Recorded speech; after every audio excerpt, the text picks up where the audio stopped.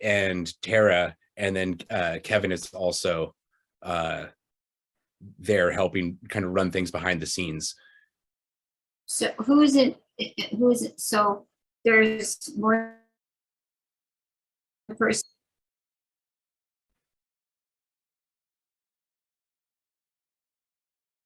What? So who's running the show? I'm sorry, say that again. You would probably need, I mean, I would address things to Misty or me, I guess, or Tara. Thank you. If you're on Zoom, please mute.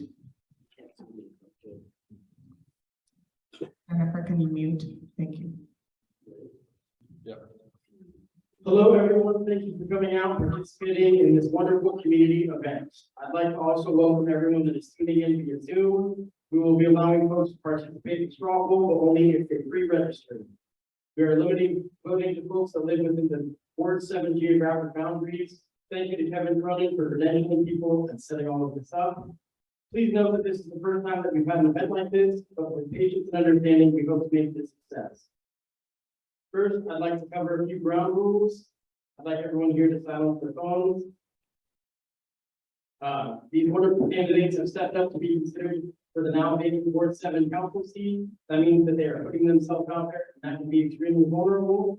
So we're asking that our participants refrain from booing or cheering anyone, and that we treat everyone with dignity and respect. Second, many thanks to Alluvium for providing the community space. If you don't know, Alluvium is a multi-purpose spiritual space here in the Whitaker neighborhood of Eugene. They are a place of spiritual actualization, but they think that every person should define for themselves what that means. Many thanks to our sponsors, Lane Central Labor Chapter, Eugene Weekly, River Road Community Organization, Whitaker Community Council, Springfield Eugene Tenant Association, and the Eugene Tenant Alliance. I'm your host, Patty Rhodes of the Spend the Rent podcast. And now I'm going to turn it over to Eli for a quick announcement.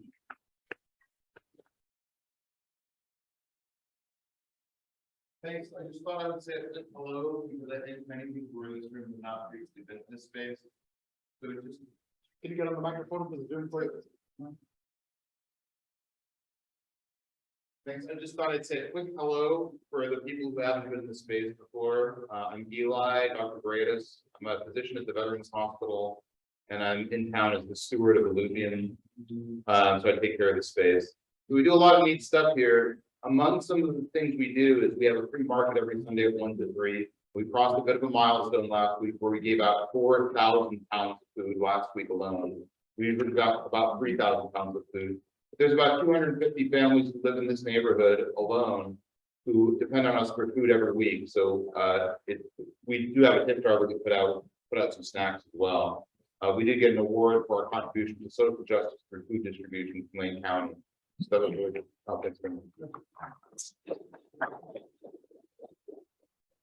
So we're glad to be able to help out. We also do a lot of art shows here, and we do a lot of other fun events as well. So if anyone wants to ask me questions about Alluvium later on in the evening afterwards, I'll be around to ask questions. And if you need anything from the building in terms of like toilet paper, paper towels, anything spilled, just let me know. I'll be around in the back foyer. So thank you all for being here, and we're happy to help out, and hope it's a positive effort.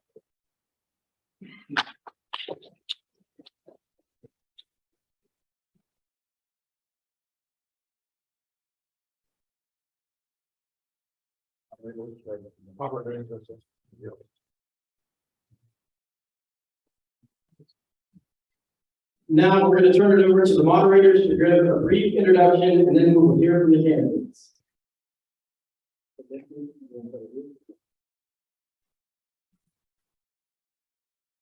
Should both of our candidates introduce themselves? Why don't you introduce yourself? Oh, excuse me. Thank you. My name is Misty Frost.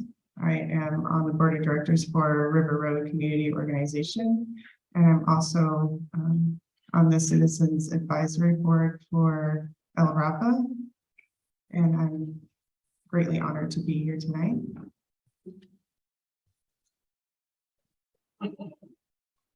Hey y'all, my name is Tara Garco. I'm a resident in Ward 7 as well. I live on North Pole. And I'm involved in a bunch of housing stuff in town. CETA and Homes for Good and all kinds of fun stuff. So thank you all for being here. It's a pleasure to be here.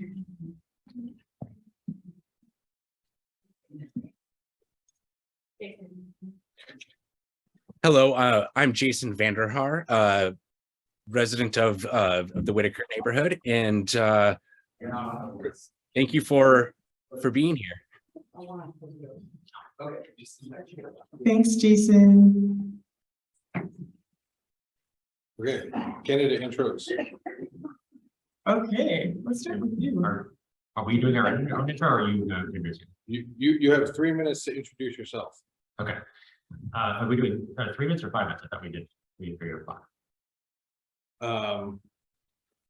We can go 5. Let's go 5. I'm not audible, sorry. Well, good evening and thank you all for coming. Thank you to our hosts and everyone who helped make tonight possible on the fly. It was a large endeavor. My name is Dan Isaacson. I'm thinking of putting my name in to represent Ward 7 on the City Council because I believe that the hole that was created by Councilor Surratt's departure requires us to nominate someone with the time, the commitment, and the experience to fill it. I know this district. I serve on the boards of Reality Kitchen and the River Road Community Organization. I serve as the president of the National Alliance on Mental Illness, the co-chair of the Suicide Prevention Coalition, and for the last 2 years, I've served as one of your Eugene Planning Commissioners, where last night I was elected chair. I am ready on day one to represent the community's values on City Hall. I grew up in Southern Oregon to 2 wonderful parents. My father was a phlebotomist, my mother was a 30-year ICU nurse. I graduated from the University of Oregon, spent 12 years in Chicago, where I grew a small business into a fairly large one, sold it to have a chance to come back home to Eugene, where I live with my beautiful girlfriend and our son, Declan, who just started elementary school this past month. As a small business owner here in the WIT, I employ 35 residents, each of whom I try to help be better. Like a lot of community members and small business owners, the last 2 years have been very hard. We work to ensure that everyone who works with me is safe and secure, starting with housing. We have moved 4 of our residents from our unhoused community into permanent housing. We provided loans and draws, whatever it took to make sure that people were okay. Throughout our community and across our state, we are living the effects of forgetting our values. Oregon used to be a state that was known for its innovation in public policy, whether it was the bottle bill, vote by mail, or beaches. But slowly, we became known for being #1 in methamphetamine use and last in mental health care funding. We have the highest suicide rate and the lowest addiction resources. Now, some of that can be addressed at the city level, but a majority of it has to be tackled when all of us act in a unified voice to lead and convince our state and federal officials to lean in on these subjects. I believe it's a broader conversation about rebuilding our democratic community. We have the capacity to solve our most pressing problems and the facts to win support for our vision. A vision that sees everyone equally, hears everything honestly, and asks us all for something. A vision that stands for a robust economy that lifts workers as much as it does management. It reintroduces our children to skilled labor and ensures that everyone has the opportunities that you have had growing up and more. And one that believes that housing is a human right, codified by enshrining that value in a tenant bill of rights. I believe our city is at a crossroads. Our people are tired. The last 2 years have already frayed bonds between couples and their partners, parents and their kids, kids and their teachers, landlords and their tenants, voters and the representative government. Trust is at an all-time low and people feel alone, but they're not. None of us are called upon to agree with everybody else 100% of the time, maybe not even half the time. What we're called upon to do is to see that what we have in common is more important than our differences. Whether we like it or not, our futures are bound up together. I believe that we are tethered to the notion of shared responsibilities, shared values, shared benefits. What should those shared values be? Some believe that we are better when left to our own destiny, that fences and walls should define the relationship that we have with our neighbors. I believe that if we've learned anything over the last 20 years, let alone the last 2, is that the events that have led us to this is that we need more bridges between our people. We need more ways to communicate with one another, to triumph over our fears, our prejudices, and ourselves. As a community, we live to prove that cooperation works better than conflict. I say that not for the purposes of abolishing disagreement. We'll have a lot of those here, and that's a good thing. But in the end, our goal must be to act, and we act with far greater impact when we rely on one another's strength and knowledge. The path to make our community what it can be requires at its core a synergy between its leaders and we the people, a genuine belief that we can come together to make our past a better place, like we're doing tonight. Money cannot buy it, power cannot compel it, technology cannot create it. And I hope that whomever the city council chooses, that those are the values that they bring. Thank you. Thank you.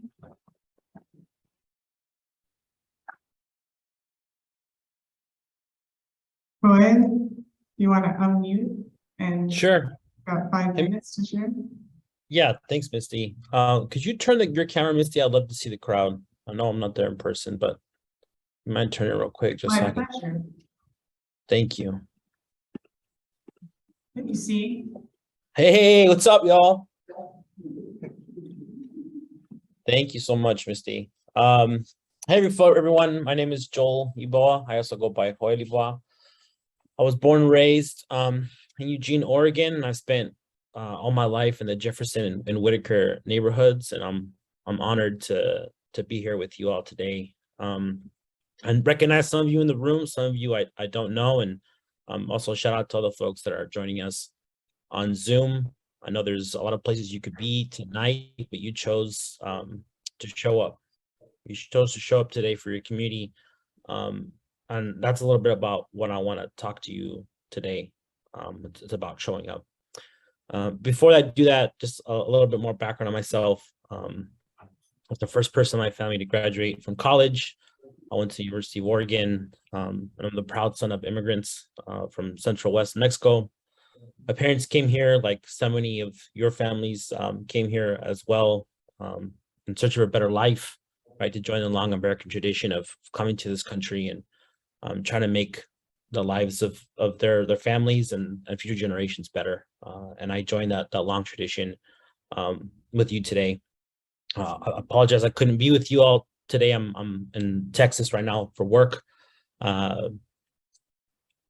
But nonetheless, I'm really honored to be with you all today. And I mentioned earlier, showing up. I want to give you all a little context for the moment and time that we're in right now. And it's certainly a scary one. The last 2.5 years have been devastating for our communities. If you all were to tell me, on October 12th, 2019, that a few months later I would be sitting at home in my pajamas on conference calls, I would laugh at you. But that's what happened to us. We got flung into a disaster, and Oregon and Oregonians have been hit hard time after time over the last 2.5 years. Between COVID, the awful wildfires, the snowstorms, the heat waves that killed over 100 Oregonians, to what we're facing most recently, which is a massive increase in inflation, a potential 14% hike in people's rents, and a rise of authoritarianism across not just our country, but our world. And it's a serious threat, one that we're facing right now in Oregon. We've got less than 30 days until Election Day, and potentially have a candidate on our ballot that right now is polling to win. But I want to preface that with some good. We've done some good. Both the Whitaker Community Council, like other communities across the state and across the world, stepped up to the plate to show up for your neighbors, like you all are showing up today. And it's something that I've been trying to do as well, both in my role as an immigrant rights advocate or a member of the Governor's Environmental Justice Task Force, or as executive director of the Oregon Just Transition Alliance. Time after time, I've done my best to show up for my community, whether it be my neighbors right down the street, or to the other Oregonians across the state. Apathy and cynicism is ultimately our biggest enemy. And it's an enemy that unfortunately has taken hold of a lot of Oregonians. And like some of you, there's been times in which I've felt hopeless, or felt like a lot of the obstacles in front of us are insurmountable, but I'm here to tell you that they're not. They're not because they can't be. Because at the end of the day, we're neighbors. And yeah, things are complicated. Yeah, things are hard. But this is home. And it's been my home my entire life. And I've as someone who's had the privilege of going to many places and doing work across the state and across the country, I've been home. I haven't been home for 12 hours and I'm already homesick. So regardless of who city council chooses, I'm going to show up like I have before, like I am right now, like I will tomorrow. Thank you.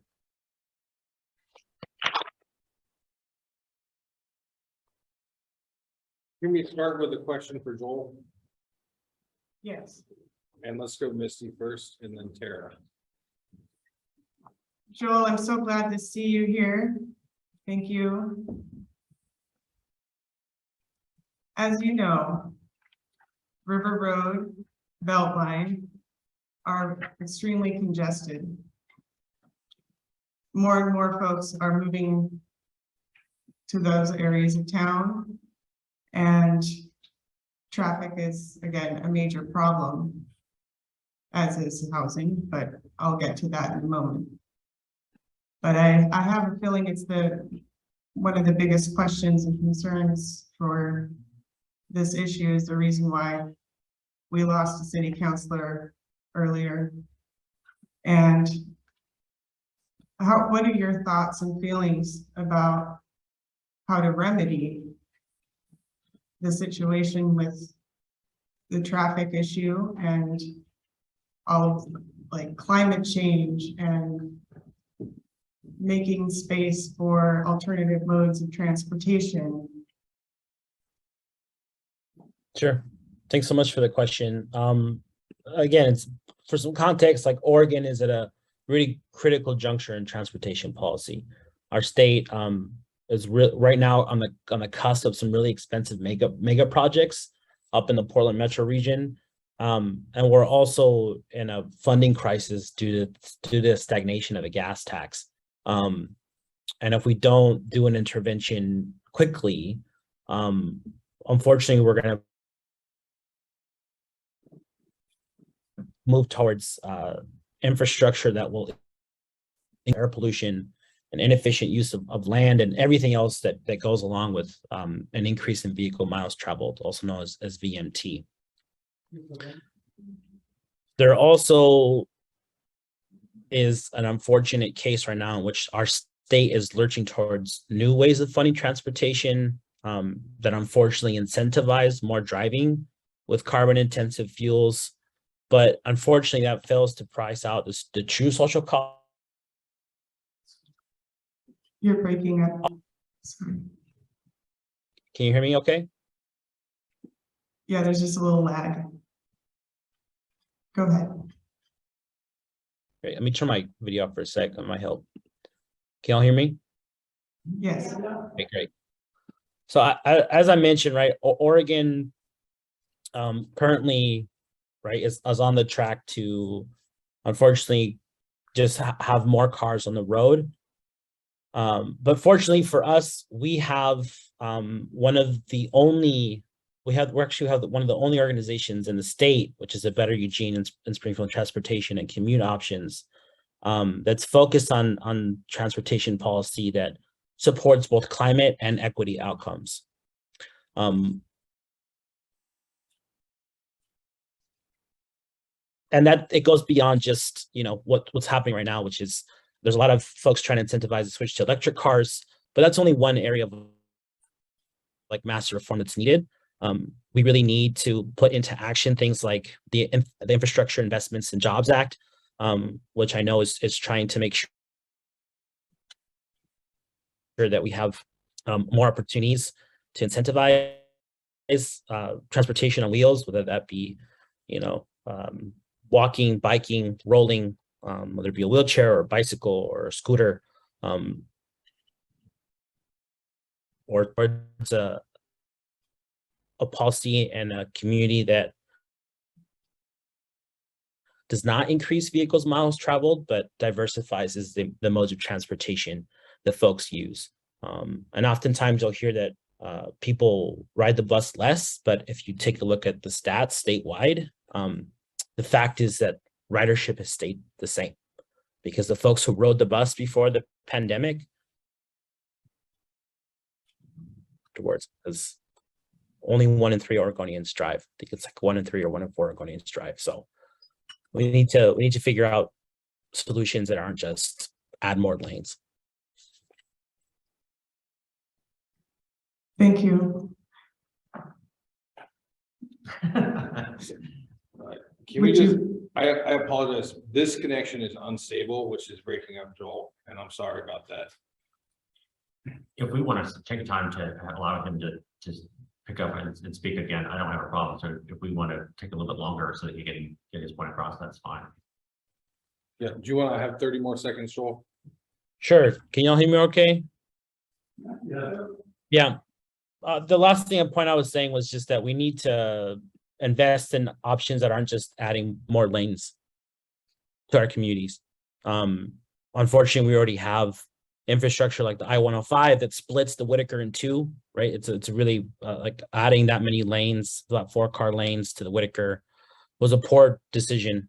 And it split our community, right? The east and the west side of the Whitaker.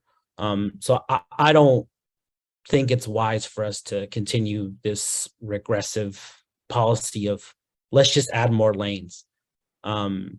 Because as the saying goes, if you build it, they will come. And in other cities that have added, right, like lanes, there's just more traffic and more cars. And what we need to do is invest in other modes of transportation that diversify how folks get from point A to point B safely as well. Thank you. Thank you, Joel. Would you like to answer the same question, Mr. Dan? Sure. So the city of Eugene did a growth projection about 12 years ago on how fast Eugene was going to grow.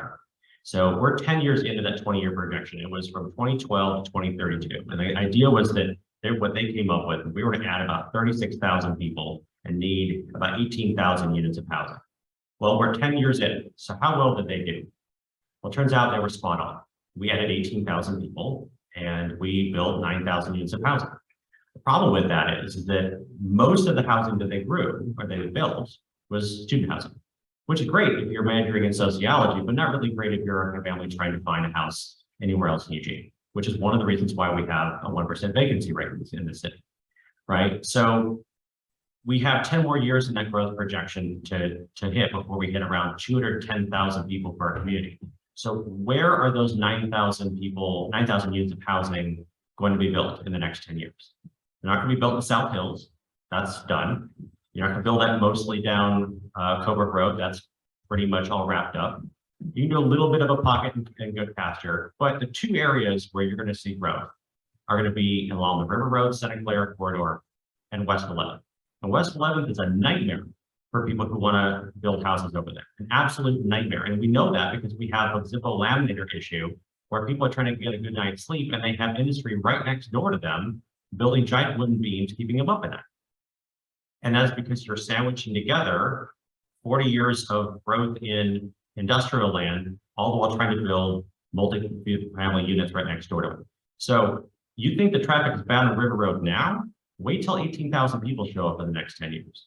We need to be focusing on investing in public transportation that brings that number down, that allows and encourages people to get off their cars and use bikes and whatever methods there are for those who want to use that, right? Versus having this belief that somehow the people are not going to come. We've grown above average every single year for 30 years. It's going to happen again for the next 10 years, and we need to plan for it.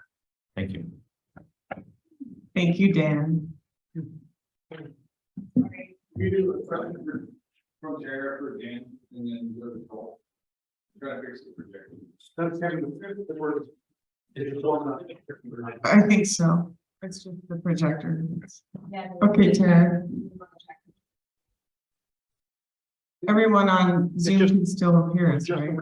Yeah. Oh, Go ahead, Tara. okay. All right. So Eugene has been working on renter protections for over 6 years. Can everyone hear me? Including limiting application fees and providing displacement prevention assistance. You support these protections, and can you talk about how you support the renters in your ward? That's great. Okay, sorry. I think it's for Dan. Yes, I do support them. And I would say two things. One, the best way I can support renters in my ward is first by being one. I'm a renter in the River Road area. I've been a renter and don't have $500,000 lying around my bank account to go buy a house. So that's probably going to stay that way for some time. The second thing I can do to support renters in this ward is by talking about it in real concrete numbers. 82% of the people who live in the Whitaker are renters. 71% of the people who live in Trainsong are renters. Trainsong doesn't have a neighborhood organization. They don't have anybody advocating for them. When I first moved to River Road, I worked with Cliff Gray. He passed away recently to start up that neighborhood association. It didn't work very well, but it's in sore need of representation. And for me, if we're looking at Trainsong, for an example, they have 3 times the average veteran population. And I personally don't believe that people who are transitioning from active duty service of our country to civilian life should have to also be worried about being priced out of their home at the same time, along with the rest of us. So if you're passionate about a renter protection, I would remind people that the city council has a work session on the 24th coming up, and that they should voice their opinion to city council, let them know and let their voice be heard, because it's important for them to know how critical this issue is, especially as, again, 19,000 more people show up in the next 10 years. Joel, Could you repeat the question one more? Oh, yeah, sorry about that, Joel. All right, Eugene has been working on renter protections for over 6 years. Can you hear me okay, everybody on Zoom? Yeah. Including limiting application fees and providing displacement prevention assistance. Do you support these protections? And can you talk about how you want to support the renters in your ward? Absolutely. I've been a renter my whole life. And I want to touch on a few points. Can y'all hear me okay? It sounds like Misty's connection is a little weak. Can you hear me? Okay, great. There's a few things I want to mention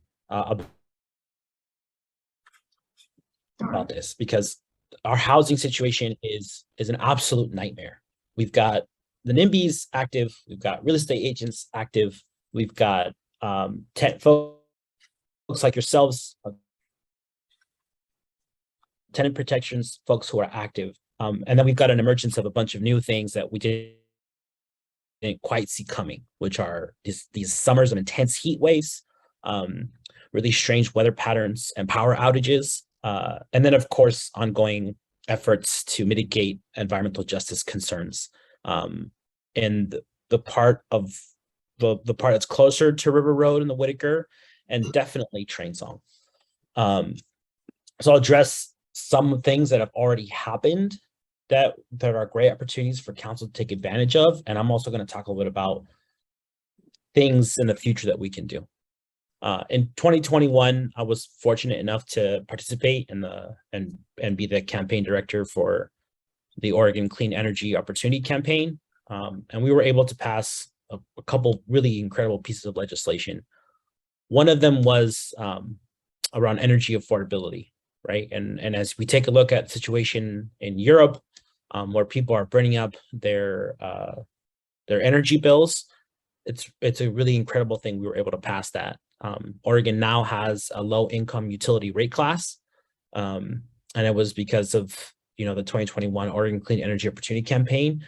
And when we launched that campaign, we knew that this was a serious thing, that folks were having to choose between putting food on the table and keeping the lights on. And that's important, especially as we know that when folks don't heat their homes properly, you can develop asthma or develop black mold in the home. The second piece of legislation that passed in 2021 was around healthy homes. So $10 million were allocated for housing authorities, cities, counties to be able to access to increase the quality of people's homes. Over half of Oregon homes were built before the 80s. And so a lot of them have black mold, asbestos, they have leaky faucets, leaky windows. So we want to keep folks in their homes, sure, but we also want to make sure that people's homes are livable. And last year too, in 2022, my alliance helped pass heat relief as well, which gave another $10 million to install electric heat pumps.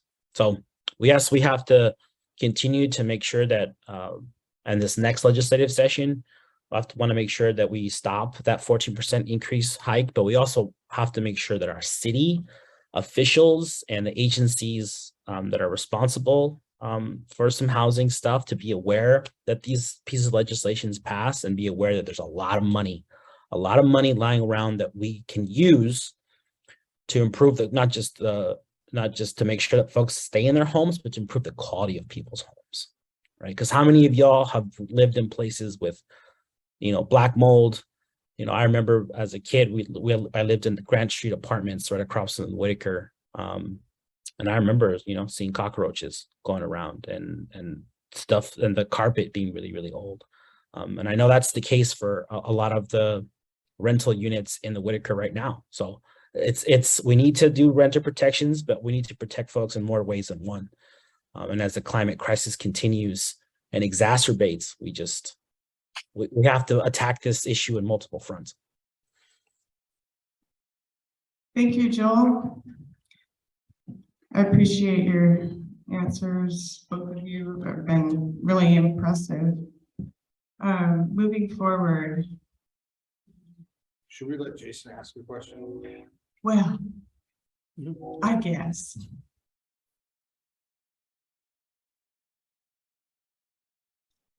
Jason kind of sounds like a train.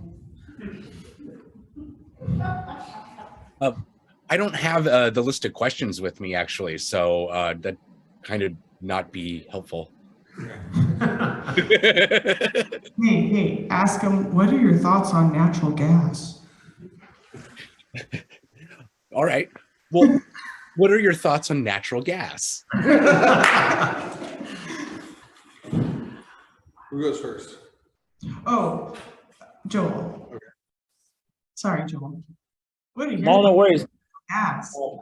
I went first this time. You sure y'all want me to go first? We're going 1-1 and then. Okay, great. Natural gas. Hey, listen, we've all been bamboozled by natural gas. I know I certainly was, and I've been doing environmental justice work since, I was in college, and that was 10 years ago. And I didn't think much about natural gas, but in the last few years, I have, of course, had the veil lifted. And I know a number of us have had the veil lifted on natural gas. And the fact of the matter is that Eugene's leading right now. We're leading on pushing back against the fossil fuel industry, which is really, really important given that we're in a climate crisis right now. And unfortunately, these natural gas providers are doing weird stuff. Most recently, I saw a proposal that they wanted to test hydrogen in parts of near Train Song, which is really scary. But I'm really grateful for Sunrise. I'm grateful for Sierra Club. I'm grateful for all the advocates that have been pushing the Fossil Free Eugene campaign. And also wanted to shout out the Build Shift Collective up in Portland, who've also been pushing to get rid of natural gas in the Portland metro area. And then I know there's efforts down in Ashland as well to do the same. We've got big opportunities in 2023 to do building electrification, right? As I mentioned, this from how big this housing issue is. This is another thread to put into it, right? As we weatherize our homes and build resilience, we also need to begin to transition towards making sure our houses are electrified, right? And we're not continuing to cause damage and extraction to the earth. And unfortunately, natural gas and as Senator Merkley calls it, he calls it the fossil gas, right? The fossil gas industry continues to line their pockets and create unsafe conditions for our families that are already facing a lot of health hazards. So this is, you can spin it any way you want, but at the end of the day, this fossil fuel conversation, this fossil gas, natural gas conversation is a housing issue. So we need to deal with it. Thank you, Joel. Well, it's important to note that the natural gas ban was passed by a 5-3 margin back in July, and they'll have a public hearing in the next month or so. But for the purposes of this position, that particular part of the issue is largely settled. The next part is going to be, for me, what does the franchise agreement look like for natural gas, for Northwest Natural? That's something that's going to be coming up next. And the other part of the conversation needs to be about the existing infrastructure and existing homes that we have. We'll get into that in a little bit in some of the other future questions, but as I stated, the majority of greenhouse gas emissions are created by existing infrastructure that is leaky, outdated, inefficient. And if we're going to be serious about reducing our carbon footprint, we need to be focusing on ways to make them better, as well as pointed out eloquently tonight. And I think that that's where our efforts need to be focused on. So natural gas itself is part of the equation, but we also need to be looking at how we can improve the systems that we already have. Thank you. Oh, sorry. Do you want to go? Sure. All right, so now it's Dan's. Am I on the right track here? Yes. All right, let's revisit housing again. Housing services in the city don't fit neatly into the planning department, as you might know. What can we do to fix this and give greater capacity? For instance, Portland has a housing bureau.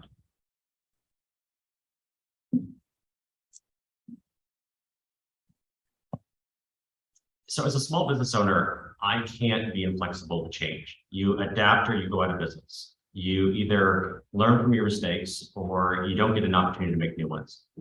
And I never like the analogy that government should be run like a business. They're two completely different entities and shouldn't be looked at the same. However, there are different things that businesses do that I think that government can take a page from, namely best practices.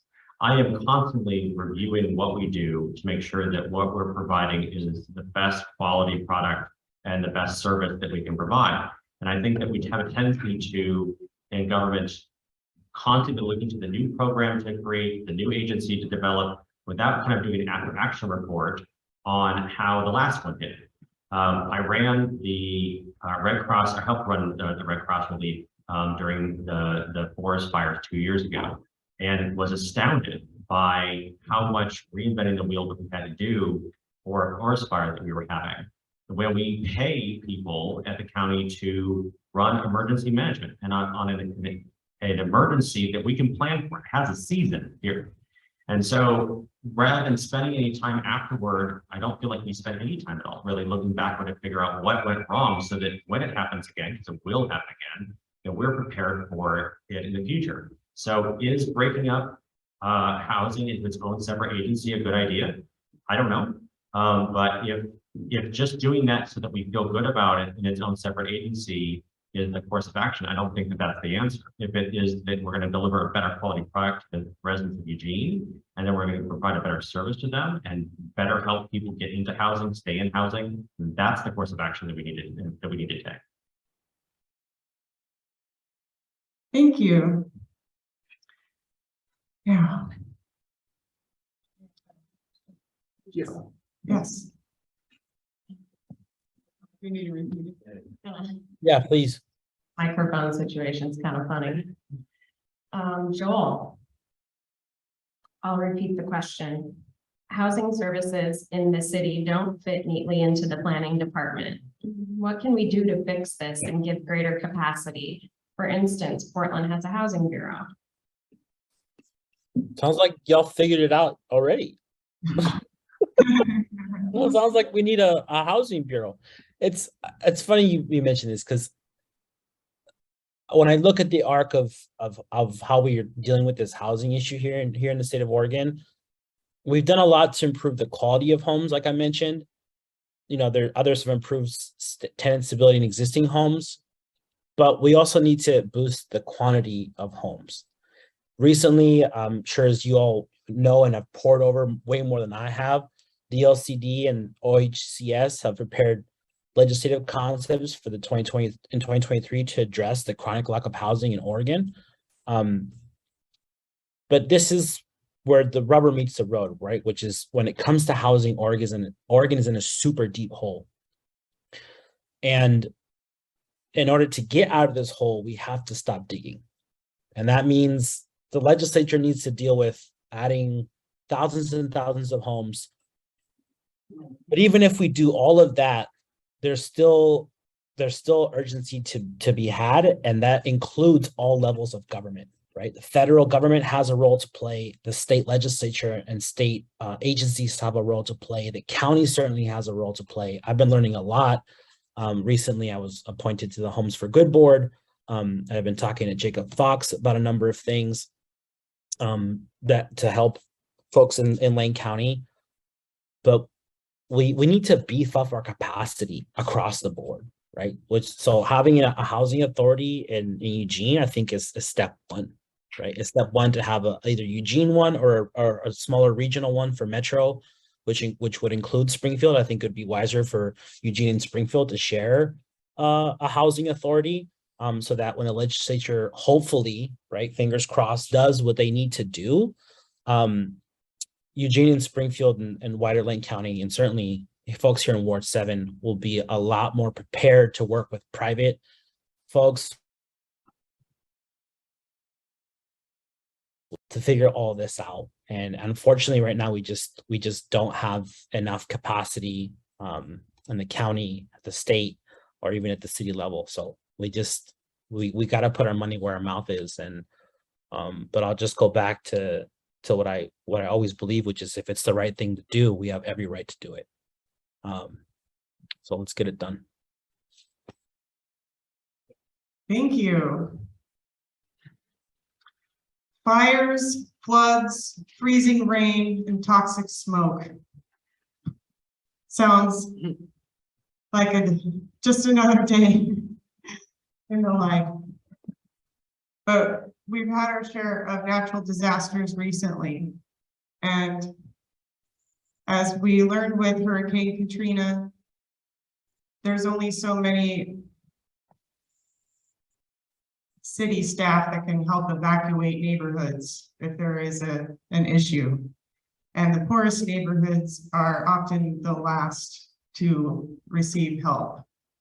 Neighborhood organizations are taking the lead in help preparing their communities in evacuation and emergency preparedness. And we also probably know that community organizations are very poorly funded. Can you share with me your level of understanding and involvement in your community organization? And how would you support neighborhood organizations if you were city councilor? You want me to start, Misty? Yes. Okay. Yeah, thank you. This is a really important issue for me and for a lot of the work that I do. And what you're talking about here is a just recovery, right? It takes a lot to weather storm, a pandemic, economic collapse, negligent democracy, and like time after time of extreme weather conditions. Just the other day, like a show of hands, how many folks woke up and were terrified to see how the cloud of smoke that we had in our community just recently? It was awful. And I'm like, it's October, y'all. That's just madness. And I couldn't help, as I was, going about my day, thinking like, this is something that was supposed to have done Labor Day, right? When we passed Labor Day, I was like, okay, great. The wildfires weren't bad as we thought they were going to be. We're in the clear, but it's October and we're dealing with this stuff. So I want to talk about a few principles of a just recovery, right? And some of those principles are a right to protect, right? And for folks to have a right to return. Fortunately for us here in Eugene, we haven't had an event catastrophic enough that where people's homes have been lost, like they were in the Alameda fire down in southern Oregon. But if we does get to that point, we need to make sure that the people who live in our communities have the right to return. And that goes not just for these climate events, that goes for, increase in rent hikes. And it's an issue that Whitaker's faced before. When I was a kid in the 90s, there were a lot of Latinx and immigrant folks living in the Whitaker.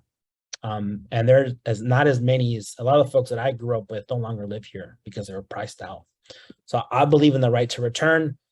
I also believe that we need to invest in community hubs. There's some really exciting pieces of legislation next year that I'm helping to work on that move resources to build out local infrastructure and community hubs that are powered by renewable energy, that meet the needs of disaster impacted communities, to offer broadband services, to offer mental health support, shelter, heating, cooling, electricity, food, water, medicine, communication, right? We need all of this in the crisis and times of need, things that the Whitaker Community Council has already been doing. But how incredible would it look for, I don't know, someone like the Central Latino Americano building to be a resilience hub, right? And have backup generators and have, standard places to weather these extreme events. And it's something that we need desperately. We need community-based organizations to be able to also become disaster resilience hubs. We need these investments critically. And we do that as a community and by having the state and the feds invest in it. Thank you, Joe.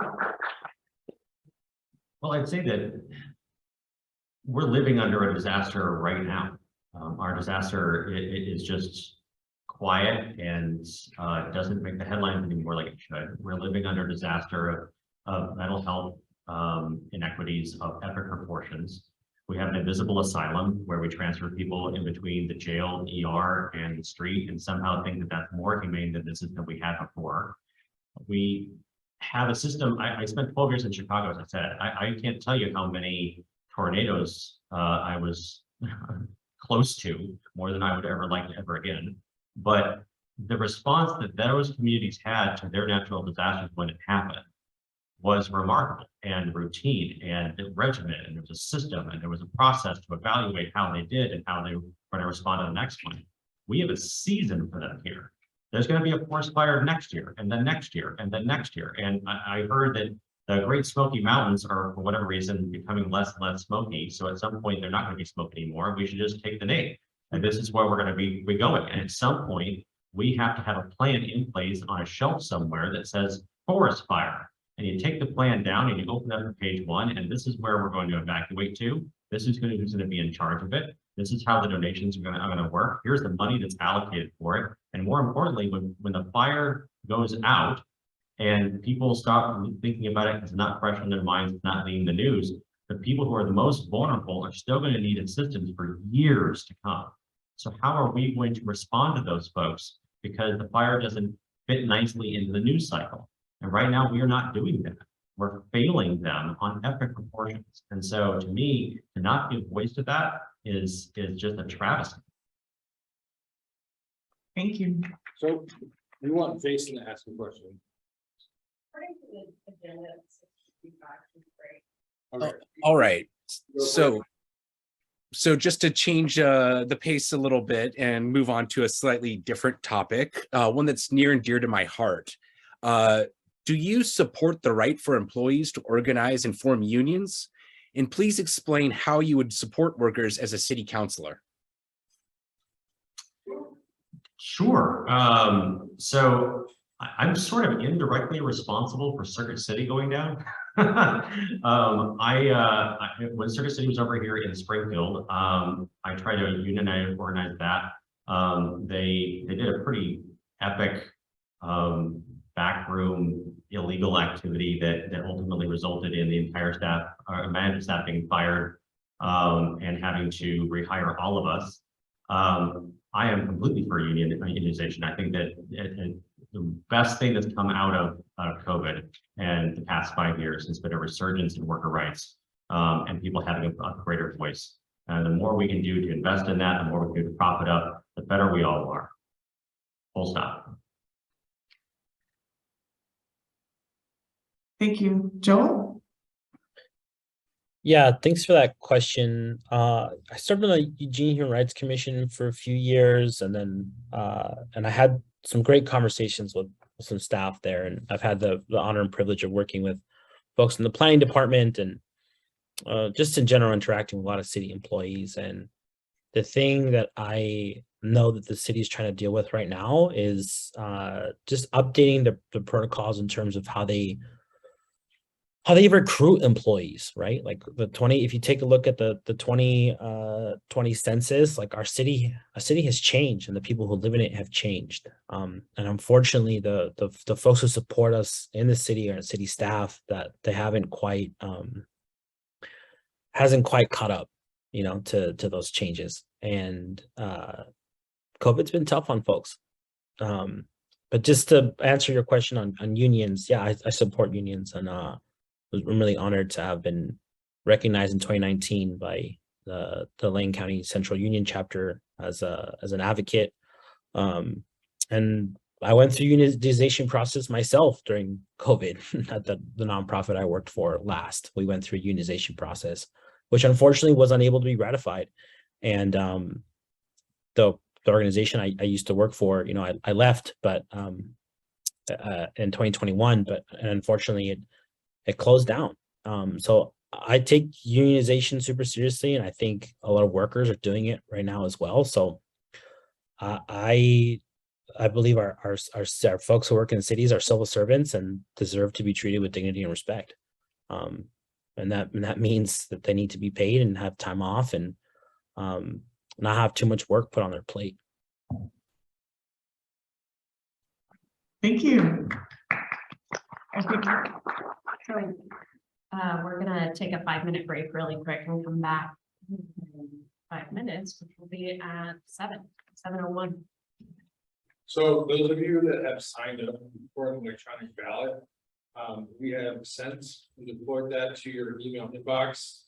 You should have a unique identifier number and a link to the ballot. Please enter that unique identifier number. If you try to vote twice, we will know. And if you try to make up a number, also, we will also know. So look in your spam folder, look in your inbox, your promotions for me. But we did just deploy that.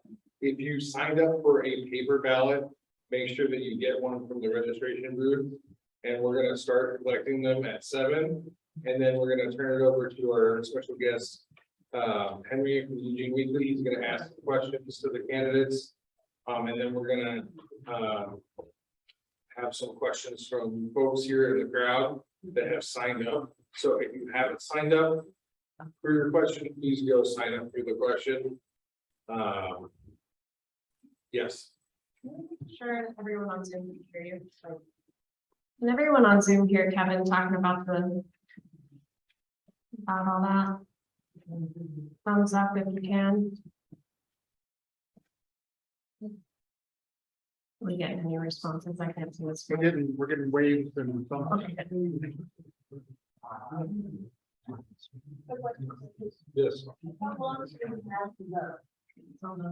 We're gonna close voting at 8:30 and we'll announce it and everyone.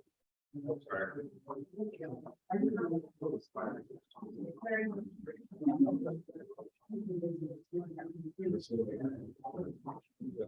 We're gonna close voting at 8:30. If you have to vote for that if you have paper ballot. We're only going to 8 here, but we'll be inputting the paper ballots into the. How will people get the results? We will post the results to our Twitter and our Facebook page.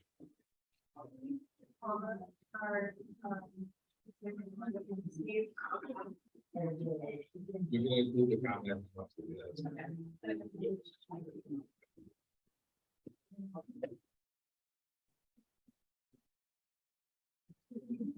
Maybe have a hand on it.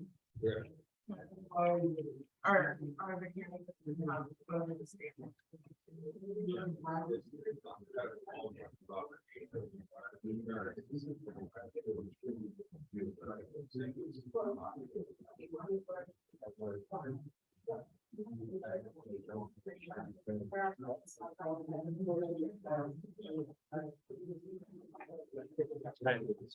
I'm curious how maybe you guys do this. Is this the vote just for like, is this literally like the vote type for who?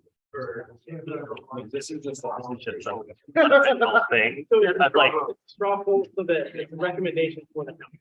oh, from like, is it from like the neighbor, the board or the neighborhood, I guess? Okay, gotcha. And so then hopefully they can part, you know. Yeah. This might be the only public input that they get. Right. There is no public vote. Because this isn't a public vote, it's entirely, it got been appointing a replacement in the interim period. So this isn't an election, it's just an appointment. Right. So they're not the usual election things. They're just gonna, And then whoever's seated will be offered if they're running it. Then there'll be an election.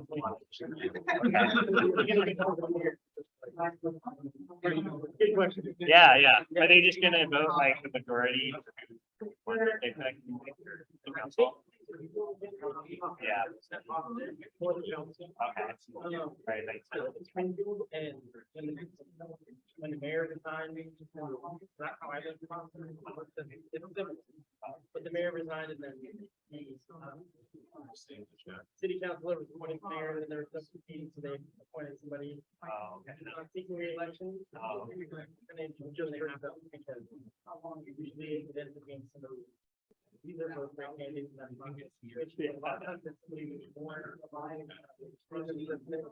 Oh, okay, yeah. It's a little more honest when you have to actually. be elected. Right. Yeah. That's a good question. Yeah.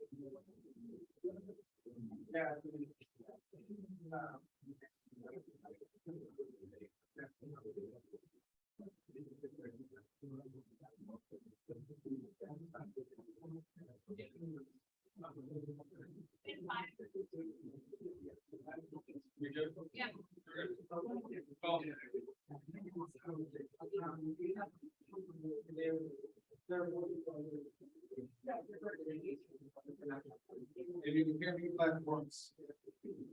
If you can hear me, clap once. All right, we're gonna come back and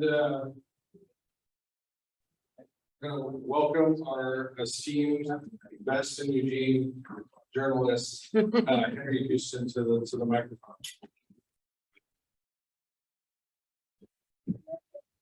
Go ahead, said that this mic is fuzzy on Zoom, Okay. so can we check after he starts talking to make sure Zoom is on? You can come sit. Either.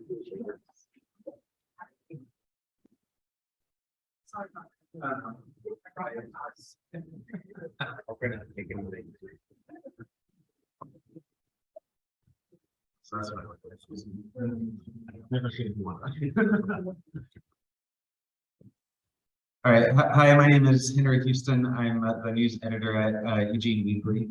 And I guess I had some questions for the prospective candidates. I guess first of all is we're in this weird position that we are today because of a recall mechanism, which has traditionally been used for ethical, legal issues that make the voters decide someone is unfit to serve in office. Yet we've seen recalls be used in the state of Oregon and even last year against California Governor Gavin Newsom that a court ruled was a political tool or misuse by the Republican Party to try to unseat Gavin Newsom. We've seen this trend rise in the state of Oregon.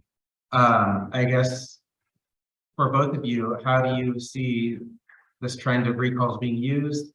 Do you believe the city council has any place to try to reform it or lobby the legislature or any political leaders to advocate for new ballot measures, re-examining use of recalls?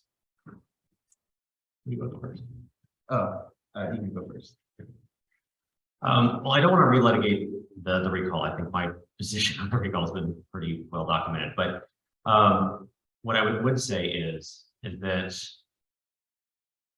I think that it is a travesty if we're not going to ask the legislature to define what accuracy on the SEL statement means. If we're all going to punch consistently to the circuit court to make that determination, what that ultimately means is that only those with means get to challenge it. If you're a working class person and you run for city council and don't have $10,000 to fight it in court, your opponent can say whatever the hell they want to say about you, and there's nothing you can do about it. And that cannot possibly be what the people who put the recall process together had in mind. That being said, I think that there are some takeaways from the recall that I think deserve consideration, at least by me, and I know that I would be willing to go that route if I were to be selected by the city council. First, I heard routinely that people could not get in touch with their city councilor. So what I'm going to do is I'm going to hold office hours once a week. I'll pick a spot here in the Whitaker, pick a spot in River Road, call it Wednesday at noon, and anybody can come down and have a conversation with me about whatever they want. Tell me I'm doing a great job, tell me I'm a horrible human being, whatever you want, but you will have a way to redress your grievances with your city council. That's first. Second, the idea that we are not being heard, I think that's a broad topic. I think that I hear it on my role in planning commission. I see it all the time in testimony to the city council, other boards and commissions. And there's a difference between not being heard and not being agreed with. It just simply because I disagree, it doesn't mean I haven't heard you. But to that end, I think that there is a big difference on the yardstick that's being used by the city and its staff on what it gauges as civic engagement, and what a high five moment is, and what some of the public feel that there is. So to take the issue just off the table, I think that we ought to have a city ordinance on what civic engagement means when it comes to propositions placed by city council. This is how many doors get knocked on. This is how many letters get sent out. This is what our engagement is on social media, online. We can have a robust conversation about it, debate and public hearing about it, so that it's codified in language that everyone knows what the rules are going into each event, so that we just take again off the debate table, and we can never again have to feel as though we're quote unquote aren't being listened to. But if we don't do that, we're continuing to open up the doors for having a larger disconnect. And just one last little point I'd like to point out: there's only 2 people on this proverbial stage. When Jennifer Ye ran in 2017, there were 40 applicants. I think it's 8 or 10 serious interviews that they had. And the idea that we only have 2 people on here who are willing to step up is ridiculous. And it's because, again, we have been hemorrhaging city staff. We've been hemorrhaging volunteers to our boards and commissions. Nonprofits need help across the city like crazy. And until we have a broader conversation about the people who choose to give a portion of their life up to serve us, I work for you, absolutely, but there needs to be a kind of give and take. Then the system doesn't work. And I'm hoping that, at least from my perspective, that I am always willing to look at ways that we can kind of broaden that conversation and have that depth of dialogue, even if we disagree, to at least know where I stand and where you stand. Sorry. Sorry, I'm just kind. Joel, same question. You want to say it to me one more time? As if appointed to city council, what would you like to see happen with the use of a recall election? Would you like to push the city council to possibly re-examine its use in politics, or look at what level of government that should be re-examined?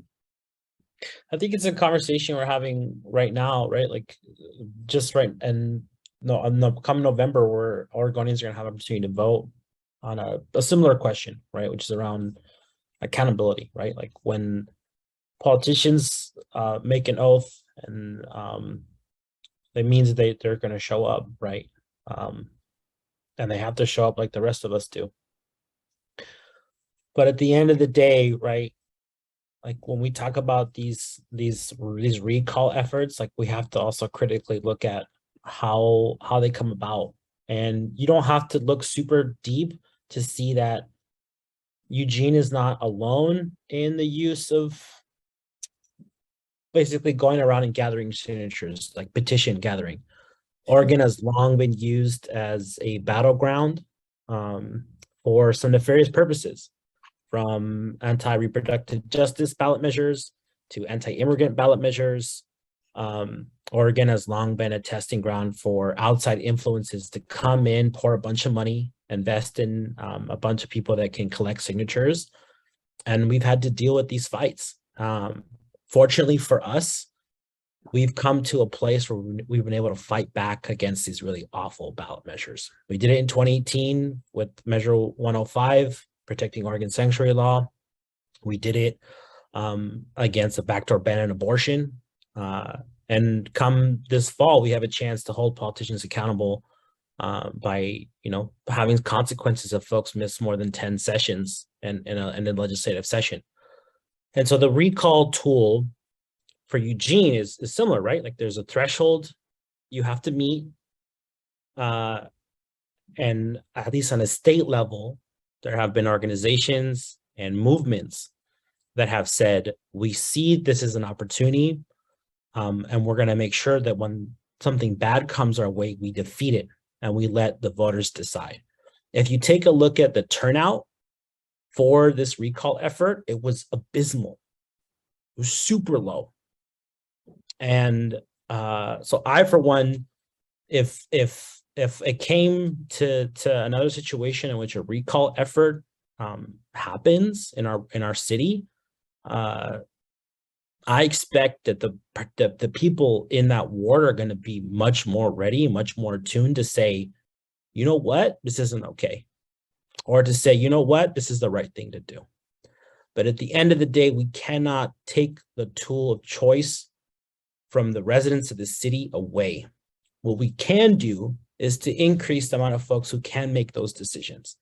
And unfortunately, there are a lot of folks in our ward, in our city, in our state who can't vote, whether it be because of their immigration status, whether it be because of, they're previously incarcerated.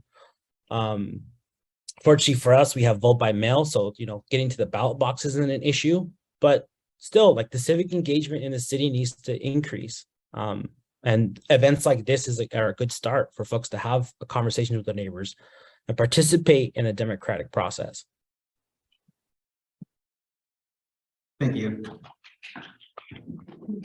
Next question is that Claire Cyrett at the end of the day was democratically elected to represent this ward.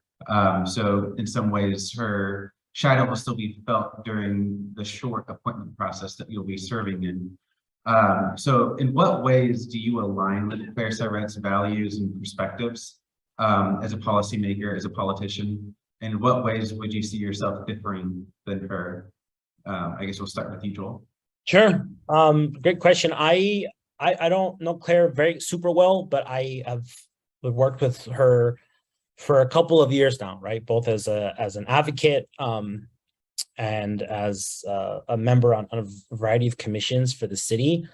One thing I really appreciated about Claire was that every time I picked up the phone and asked her for something, she went up to bat for me, or for whatever I was pushing, whether it be, signing on, like having Eugene be the largest city to sign on in opposition to the anti-immigrant ballot measure I mentioned to you. Like, you see, the city of Eugene was the biggest city to sign against it. The city of Portland didn't do it. The city of Eugene did. And Claire, when I called Claire and asked her to do it, she championed it.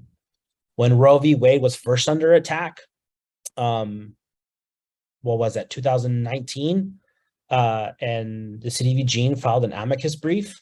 The city of Eugene Human Rights Commission, we asked them to step up. And I know that Claire Surratt was working closely with the reproductive justice folks and with the Human Rights Commission to make it really clear that we care about these things. When I introduced a resolution condemning white supremacy and white nationalism, Claire went up to bat. Consistently over the last few years, I'm heartbroken Claire's gone, because she has shown up for this city time in and time out. And every single time that I asked her for something, she went up to bat for me. So in that sense, I won't be that much different from Claire, but in other senses, I bring life experiences.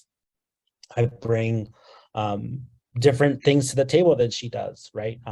And those differences of experiences, those lived experiences, as a fellow Eugenian, are gonna make things a little different for me and the way I would potentially advocate for Ward 7, because we don't know the same folks, right? And that's the beautiful thing about living in Eugene. It's like, people say it's a small town, but I've lived here my whole life, and I'm telling you, like, I meet new folks all the time. And I think it's one of the incredible things about living in Eugene, living in the Whitaker and in Ward 7, is you could live here your whole life and you can have new experiences and meet new people all the time.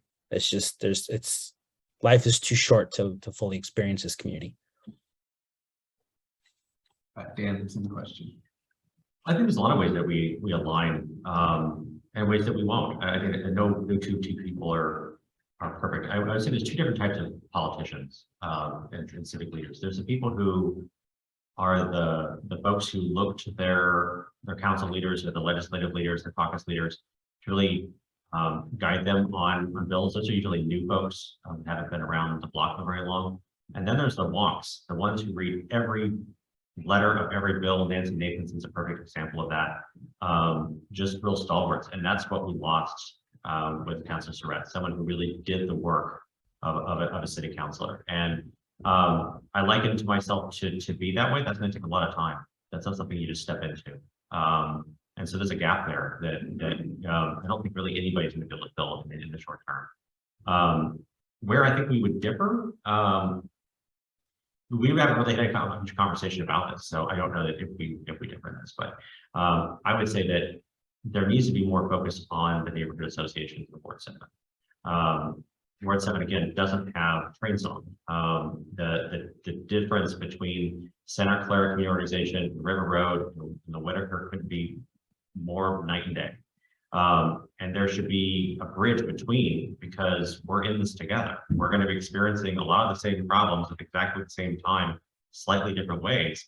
But if we're all in our little fiefdoms and we're all siloed, then frankly, the people who benefited would be the special interests, because it'd be really easy to divide us. And we saw that during the past 3 months or so. So what we need is someone who is electable in the WIT, in Train Song, and River Road, and Santa Clara, who can hit the ground running, who is willing to put in the work and the effort to bridge the gap and the divide, and listen to the concerns of everybody as much as you may want to disagree with folks. Another question I have is Eugene and the whole state itself is facing homelessness as its crisis. How would you as a city councilor address homelessness while not alienating the business community, the residents? You have to deal with the police. So how do you do a tango with all of these different parties? And we'll start with you, Dan. Well, first we have to disavow the idea that we attract it. That data is pretty well documented that that's not the case. But we also have to admit our mistakes and begin to correct them. And one of the mistakes that we have is not being clear with the public about what our goals are, how we're tracking toward them, and what success looks like. As the president of NAMI, the National Alliance of Mental Illness, I would tell you that dismantling our state psychiatric hospital bed system and chronically underfunding mental health care in the state is the #1 chronic homelessness issue. And I'll give you a quick statistic. In 1975, there were 7,600 hospital beds for psychiatric patients in the state, for a population of 2 million. There are now 620 beds, a 90% reduction, yet we've doubled the population. And our drug of choice is methamphetamine, which is a psychosis-inducing drug. So the idea that you could have more people on less resources with a drug that's going to cause the very problem that we're trying to solve and not think that this is going to go off the rails is ludicrous. Our goal, or our shared future rather, must be one that learns the importance of mental health care, dismantles the stigma around it, and provides the connection between equal opportunity and shared responsibility. Our goal must be to make homelessness rare, brief, and non-reoccurring. And the best way we can do that is by starting to get better and more reliable data, by sharing our collective goals between private, philanthropic, and public entities, by reimagining our service provider model that will attract and retain qualified and committed people who are paid a prevailing wage, by increasing our shelter capacity to wraparound services like mental health support, substance abuse support, workforce training skills, and to shift our community culture from one of tolerance to one of wellness and holistic accountability. I am more than willing to help people who need assistance and help out, but what I'm not willing to do is encourage lawlessness and criminal behavior at the expense of people who desperately need it. Joel, same question. If on the city council, how would you address homelessness while including multiple parties of the city? Yeah, that's been my life's work, right? I would consider myself a cat herder. Like, that's one of my things I love doing most is having multiple different parties and folks who don't always see eye to eye, and coming to a solution. Just this morning, you know, when I was on my way here from Eugene, I sat next to a man who works for Rexius, which is a big timber producer, and I've participated in a lot of advocacy, trying to hold timber accountable. And we had a great conversation about life, about family, about our communities, about coming together. Like I mentioned earlier, the biggest threat that we're facing right now is that our community is becoming increasingly polarized. And folks just are not willing to come to the table and let up or have a conversation. But as someone who's, like I said, was born and raised in this community, both in the Whitaker and Jefferson neighborhoods, homeless folks have, unfortunately for me, been just a part of life. Like I remember being in elementary school and walking by homeless folks, there and certainly now as an adult, right? In the Whitaker, I see homeless folks all the time. At the end of the day, the way you fix homelessness is you put people in homes. And unfortunately, right now we're in a time in which not only do we have to deal with existing levels of homelessness, but we have to mitigate and prepare for increased levels of homelessness as the folks who are most impacted by our housing crisis face some threats, right? That 14+% increase in rent, the high cost of living for groceries and basic items, and just how much folks are having to work just to afford a 2-bedroom, right? It used to be, the average Oregon renter earns $28 an hour, but you need to make more than $27 an hour to afford a 2-bedroom home. So there are existing homelessness right now, but if we don't act swiftly, and if the business community, if neighbors don't come to the table and have a conversation along with the housing advocates and the homeless advocates, we're going to have a worse problem on our hands. So we need to deal with what's going on now, and we also need to deal with what's going on in the future. And regardless of how you feel about the situation, we have to come to the table and talk. You just have to. Apathy and cynicism is not the answer. And unfortunately, I think a lot of folks have gotten to that place. But I just want to leave y'all with one thing, which is that hope is a discipline. And it's a discipline we have to exercise. And I know it's a discipline that all of you are exercising because you're here today, because you care about this community. Thank you, Joel. Now, we wanted everybody to know that we understand that there's a little delay with the ballots, but we are working on it. But up next, we'd like to invite Claire Roth to ask her question. And I believe this microphone is on. It's a little sketchy online. If you want to use this one. I have to say 19 people have submitted their ballots online. Looks like Carly, actually, her ballot bounced and we're fixing it for her. So. Oh, okay, okay, thank you. Hello. So my name is Claire Roth. I'm a Ward 7 resident. I live on the lovely North Grand Street. 1 in 4 Oregonians do not have a driver's license, and many more choose to live car-free lives, as vehicle transportation accounts for the largest source of greenhouse gas emissions in Oregon. As Eugene's population continues to increase, and as new housing is built to support this population growth and to combat the housing crisis, how will you put people, their safety, and the other tenets of Vision Zero over business by ensuring that transportation options and infrastructure projects move along in the face of organized yet willfully uninformed NIMBY backlash? Thank you. You want to go first? Dealer's choice. Sweet. Well, on you. Yeah, thank you so much for that question. Like I mentioned earlier, right? Like, unfortunately, Oregon is lurching towards continuing to lurch towards policies and funding sources that widen lanes and that increase vehicles miles traveled. Right. The word of the day is the acronym of the day is VMT, right? And unfortunately, a lot of our traditional transportation justice, climate justice policy folks target local transit providers and regional long-range plans as opposed to statewide policy. And really, we're at a critical juncture right now that we need not just regional solutions, but we need a massive increase in investment from the Oregon Department of Transportation.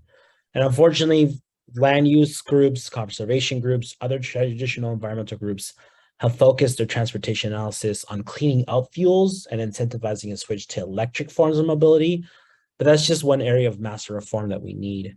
There are a lot of organizations and affinity groups like yourselves that work with low-income community members who maybe don't live as close to transportation corridors, communities of color, and other folks that need other forms of transportation. Unfortunately, a lot of these organizations run on shoestring budgets, limited staff capacity, and much less dedicated policy and advocacy staff.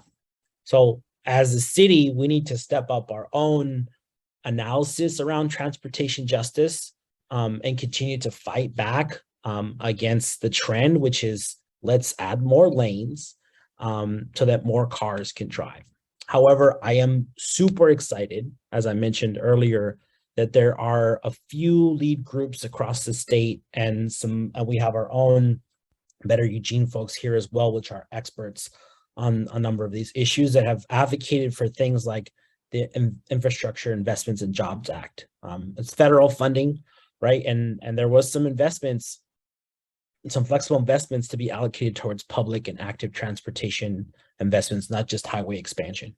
But we need, and there's some cool stuff coming down the pike. Just the other day, I had a conversation with some of y'all might know Kaz. He used to be at the city of Eugene in the Human Rights and Neighborhood Involvement Office, but he's now at the Oregon Department of Transportation. And we had a great conversation about an upcoming grant program that ODOT's giving out that is going to basically make it so that it's easier for other forms of transportation to be had, whether it be education courses for young children or bike loan programs, or, you know, getting a fleet of electric bikes. Like there's significant investments coming our way from the state and from the IIJA that the feds passed. But at the end of the day, our city needs to be very clear about where we want to invest in the transportation future of Eugene.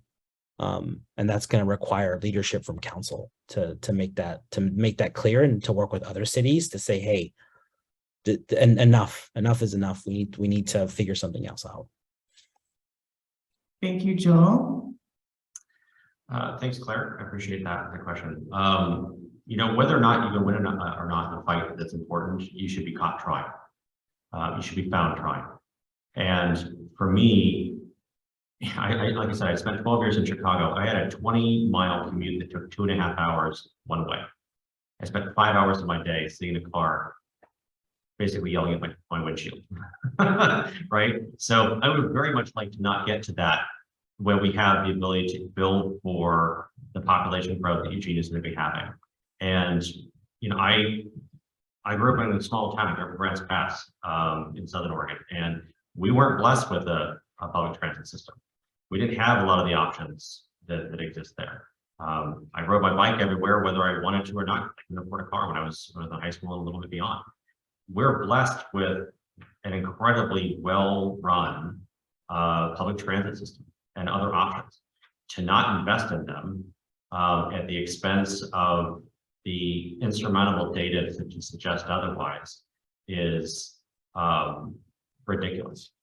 And if we don't make that connection, it's ours to lose. And for those who feel like that is an infringement on their belief system, I would just have them go to any larger city that doesn't have this blessing and let me know how it works out. Go to fly to Chicago and drive from Mulholland Drive or Columbus Drive into Elgin about 3 o'clock, and then come back here and at 5 o'clock on the Beltline and see how that's growing and see which are we tracking towards, which we want to avoid. Thank you. Do you have another question? Oh, Zach, would you like to share your question with us tonight?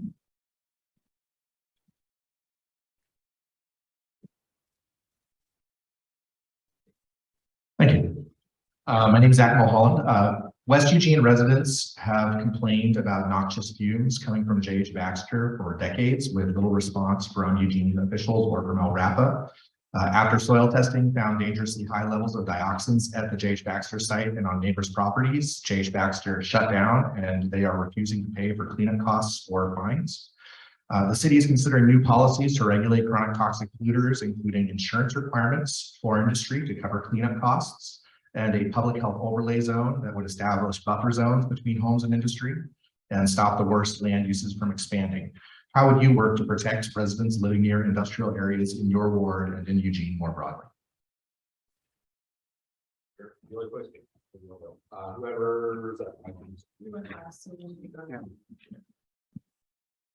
you can protect them by doing it, you know, and getting people on the record about what it is that they're for, what it is that they're against. Again, we built all of our industrial land on West 11th, not thinking that a whole lot of people are going to be living out there. And now it's become ground zero where most of our development is going. So the intersection of climate change and housing is front and center along West 11th and the immediate area surrounding it. I think it's ridiculous that we encourage companies to set up shop here, pollute our environment, destroy our neighborhoods, and then exit it out of town when the going gets tough and abscond on the bill. So anything that we can do to provide assurances that there is capital in place to address any problems that exist once they decide to leave or any problems that develop along the way would be a good thing. Zippo laminator would be another example of that. So for me, it's about accountability and making sure that people understand the realities of where we're going to be growing as a city over the next 10 or 15 years. Thank you. Joel, did you hear the question? Yeah, thanks for that question. I mean, this is an issue I've been dealing with for a long time. I had a lot of family who lived in Train Song growing up, and I spent a lot of my childhood in Train Song. And I smelled how awful it was. And if you live in, you know, certain parts of the Whitaker, I mean, even the Whitaker, right, like was for a long time, I would consider an environmental justice adjacent community. Like, I know y'all probably have seen the new bouldering gym next to REI, but let's be clear, they used to produce like industrial cleaning supplies for businesses, right? And it's really recently that we've seen this transfer of a lot of industrial buildings to now things like bouldering gyms. But Train Song, West Eugene, the Whitaker, Santa Clara has a lot of issues to deal with. And, you know, I used to, some of you may know this, some of you may not, but I used to work at Beyond Toxics early in the 2010s. And I spent time canvassing Train Song. Like I've knocked on almost every single door in Train Song and asked them, how do you feel about transportation? How do you feel about the pollution? I've gone to birthday parties, you know, with extended family members and family friends who live right next door to J.H. Baxter, and talk to them about how they, you know, are unable to open their, they have to go back inside. And right now there's a Title V lawsuit against the EPA for failing to protect West Eugene. And it's not just J.H. Baxter, right? Seneca Biomass, it's a number of other polluting industries. It's a failure of accountability around our air regulation and water regulation at the state and federal level.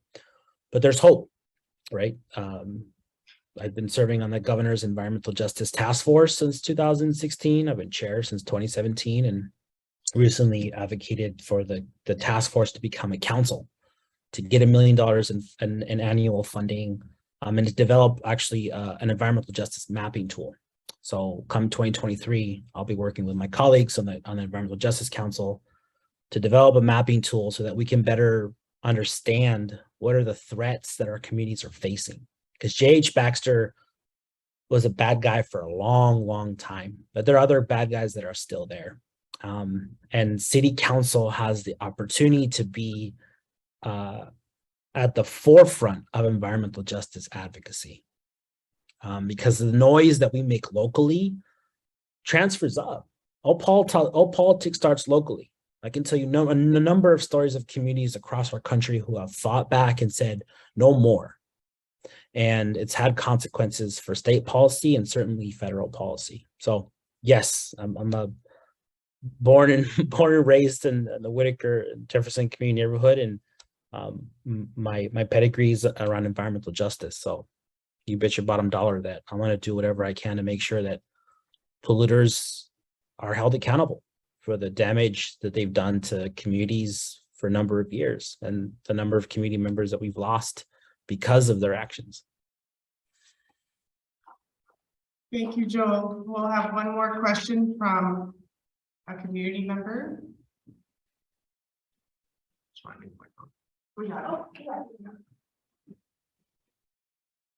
Thanks very much. This question is on behalf of the 3 members of the board of directors of Alluvium who have been here tonight. And I want to preface it by saying that all 3 of us want to express gratitude for the 2 candidates being present. So this is sort of a bit of an acrimonious question, so I apologize in advance. But one of the question that we want to ask is, there are on average about 40 people who come in here into this building or onto the property every week and spend on average at least 6 to 8 hours feeding the homeless, giving out blankets, giving out food, preparing food, cleaning up the pantry. And all 3 of us had never seen either candidate helping out with any of those efforts. Claire Cyrette did come here and carried boxes, fed people, took care of people at the free market that we provide. And every week we help and feed hundreds and hundreds of people. So I guess the question that we have for the candidates is, to each of you, what are the things that you do on a weekly basis to feed the unhoused, or feed the housing insecure, to provide blankets, to provide warmth, provide shelter? What are the things that you do to keep your boots on the ground on a weekly basis? And again, I want to preface this and close it out by saying that all 3 of our members of the board of directors are very grateful to both the candidates for being here tonight. You want to go first? You can go first. Sure. Well, I would say for one thing, I own a business in the Whitaker. It's in Fillmore, so about 8 blocks from here. I have moved, like I said earlier, 4 members of our unhoused community who needed a job and needed a place to stay, needed a place to get a shower and food, into permanent housing. One of which is living her dream job now up in Portland, and I love those success stories. I'm active in the River Road Community Organization because that is the immediate neighborhood in which I live in. It doesn't mean I'm separated from the rest of them. I would say that I think that Joel would probably agree with this, is that none of us were focused on running for city hall. Like this is something that we kind of got thrust into. And so at least I'll go back to me. I've been focused in my own immediate area, in the area that I can make the most impact, which for me has been getting as many people employed and housed as I can. In River Road, it's been about disaster preparedness and building up our neighborhood associations. But there is a tremendous amount of work that the neighborhoods do differently from each other that we can learn from. Again, we're very siloed. The Whitaker is the only one that is my understanding is the only one that's a nonprofit, and they've been able to capitalize on that nonprofit really well into getting grants and money to provide services directly to people. That is something that on ARCO we have been struggling with, as to how to engage people when we have the same 15 people to do the whole work at ARCO. And I think that there's lessons to be learned between the neighborhood associations, and the more that we sit down and learn what are you doing in the Whitaker that can be beneficial up in ARCO, and what can ARCO do to teach you a little bit about whatever we're doing up there. I think that's how we begin to spur this out. Yeah, so that would be my answer. Yeah, thank you so much for that question. You know, it's my firm belief that if we aren't prepared to govern, we aren't prepared to win. And governance takes forms in multiple realms, whether it be your neighborhood, you know, on your block, and your community council, at the city level, at the state level. I've been really focused the last couple of years on more state-based issues. I would say since Trump was elected, a lot of my focus has been there. And when I was a human rights commissioner and I was chair of the Human Rights Commission, you know, I tried as best I could to make sure that the Human Rights Commission was pushing to make the issue of homelessness one that was easier for the city to handle.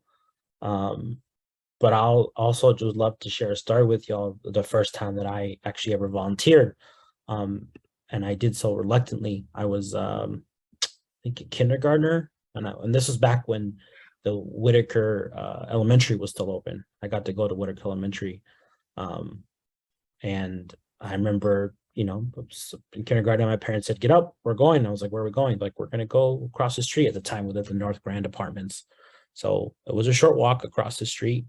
But I got to, you know, go and give out blankets and give out food. And I was really bummed to see that the Whitaker community dinners no longer happening. But that was the first time that I was shown by my parents, you know, how you give a little bit back to your community. As an adult, you know, I tried to go back every year and do that piece.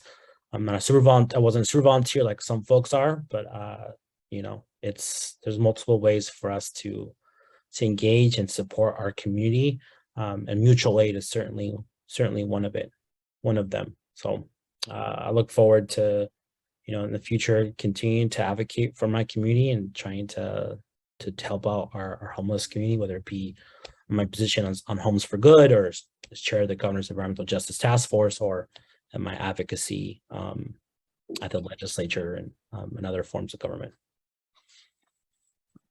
Thank you, Joel and Dan. I have one more question, and I believe a couple of folks brought up this topic in the chat. As you know, mental health is a big concern, not only with reference to our houseless and homeless community, but also our children. I mean, all of us are struggling with mental health. What are your thoughts on how to heal as a community, how to remedy these huge issues? Thank you. Dan, go. So the reason how I got into mental health advocacy is my best friend was killed in an officer-involved shooting in 2018.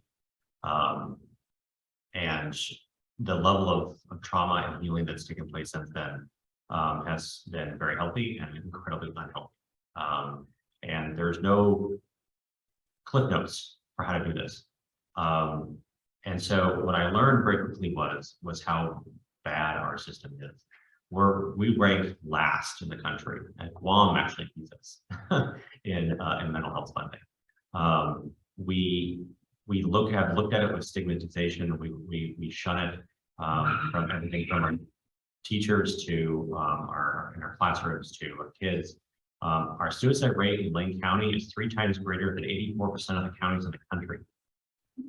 If you live in Junction City, Florence, or Cottage Grove, it's twice that. We are killing each other at a level that is just, it is almost unfathomable. And our body count is becoming very quickly close to Multnomah County, which is a population that has double our size. So it's easy to look at the negative. It's easy to get kind of wrapped up in that. What are some concrete solutions? A lot more funding, a lot more advocacy, and celebrating wins we can get when we can get them. So we're going to be launching the first new mental health program in 23 years here in Lane County. It'll launch in January. It's been a pet project of mine that I've been working on for 2 years called the TIP program. In a nutshell, for those who get a phone call and let them know that a loved one has been injured or killed, or there's been some horrible thing in their life, it's very traumatic. The Eugene Weekly did a wonderful spread if you want to read about it. But often they're left alone with no real pathway on what to do and how to pick up the pieces. And how do you call your kids and let them know their father died? How do you call your ex-husband and let them know your son committed suicide? TIP is a group of volunteers, not everyone wears capes, who parachute drop into people's worst moment in their life and help guide them on the next day, week, hour, month of their life. It requires next to no money. It's all volunteer run. And we're looking at it being launched in January and run, getting up and going countywide in March. So it's little wins. If you look at it in its totality, it's easy to get disappointed, but it's wins like that that keep me going. It's good day's work. Thank you. Thank you. Joel? Yeah, mental health is there's a number of issues with mental health, right? There are the folks who are experiencing homelessness, who need really detailed and a lot of attention and care, and need supportive housing to be able to deal with some of the mental health issues. There are folks that are coupled with mental health and substance abuse issues as well, and that's another category. And then in general, I think one thing a lot of folks don't talk about is mental health of your average everyday, Oregonian, an everyday person here in Ward 7. The last 2.5 years have been awful. They've been super, super awful. The isolation a lot of folks have experienced due to COVID, right? The wildfires, the heat storms, the insecurity, there's inflation. There's a lot of reasons for folks to be depressed in our community right now. And to that end, we need to invest in mental health services for homeless folks. We need to invest in mental health services for community members. And there's some great organizations and nonprofits across our community that are doing that, but they need support, right? I recently was talking to someone over at Centro Latinoamericano, which is in the Whitaker, and I know they provide a lot of mental health services for parents and for teens. I know there's a number of hotlines as well. But in general, right, like a lot of these mental health issues stem from issues that are real, that we can deal with, right? Economic insecurity, housing, like you can't therapy your way out of not being able to afford rent. You got to be able to afford rent. And so we need to invest in mental health services, but we also need to invest in making healthy, resilient communities. Because a lot of people's problems and a lot of people's mental health issues are fixed not by talk therapy or by medication, but by the conditions of their life and the dignity of their life being restored. And that goes for folks who are unhoused and people who are also housed or barely housed. And the city of Eugene and city councilors are not going to be able to figure it out on their own. But if we participate in the conversation along with our nonprofit providers, our mental health professionals, folks at the county, at the state and the federal level, we can create a Ward 7 that's a little happier and a little healthier. Thank you, Joel. And with that, I'm going to ask both candidates to share some closing thoughts. Unless, Kevin, you have any more? No? Okay. So, Joel, do you have any closing? Yeah, this has been a blast. Again, my name is Joel Iboa. Thank you so much to Eugene Tenant Alliance. Shout out to all the co-sponsors and to all the community members who show up in person and online who are participating in the civic process. I know it's early in the process and we've yet to see more folks apply. I share, Dan's chagrin that him and I were the only ones who showed up. And but I know that come time when council reviews applications, we're going to see a lot more folks show up.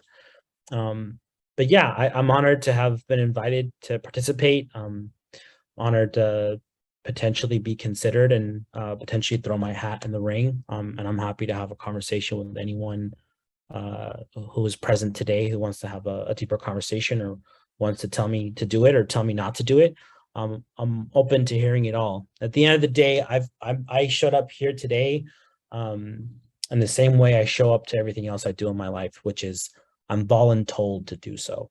I was voluntold for a number of positions. My own job right now was voluntold by a number of folks in the environmental justice community to step up to the plate. And from the Human Rights Commission to everything I've done, it's been because my community has asked me to step up and to do it. So yeah, I would love to hear from folks and I'm excited to see what happens. But regardless of who gets chosen or whether or not I decide to put my hat in the ring or not, or if I do and council doesn't choose me, I'm going to be in Ward 7 in the Whitaker. So if you see me around town, say hi. Love to chat. So thank you all so much. Okay.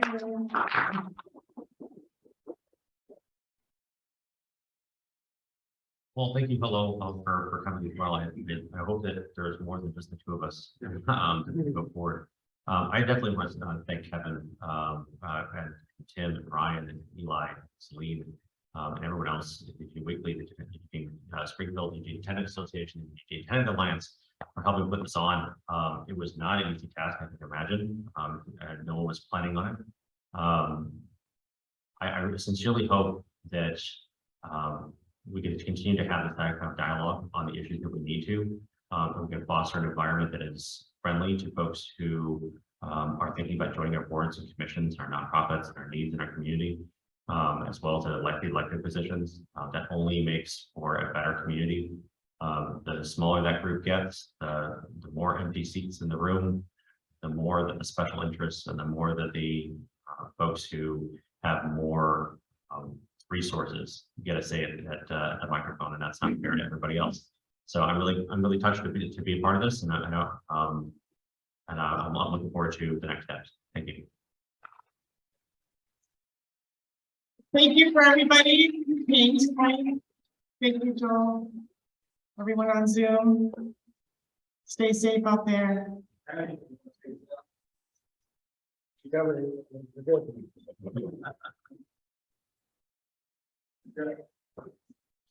That's all right.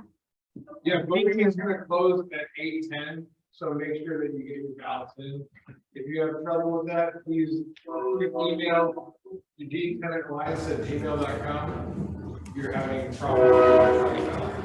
If you have any problems with the ballot, email gmail.com. Yep, that's right. Thanks.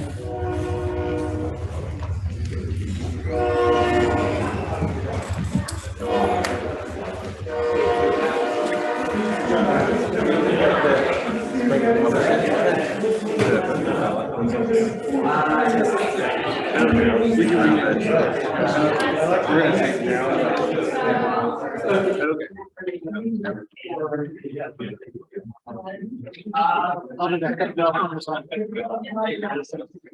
It's a hybrid.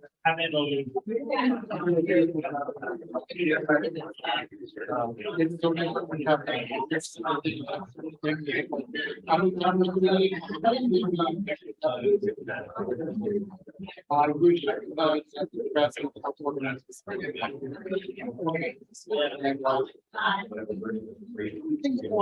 Yep.